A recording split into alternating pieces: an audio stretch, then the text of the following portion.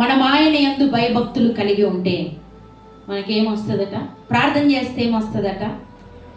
మందిరానికి వస్తే ఏమొస్తుందంట? భక్తి చేస్తే ఏమొస్తుందంట? మేళ్ళు వస్తాయి. ఎవరి కోసమో నువ్వు భక్తి చేయకు, ఎవరి కొరకో ప్రార్థన చేయకు.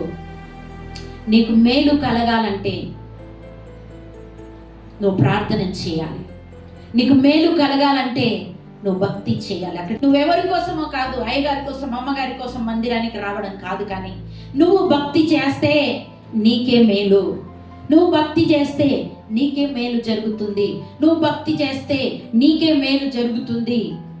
నువ్వు ప్రార్థన చేస్తే మొదట నీకే మేలు జరుగుతుంది. నీ ప్రార్థన ద్వారా ఇతరులు రక్షింపబడము జరుగుతుంది.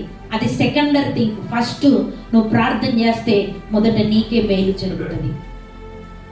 అందుకనే ప్రార్థన అనేది చాలా ప్రాముఖ్యమైనది. భక్తి అనేది చాలా ప్రాముఖ్యమైనది.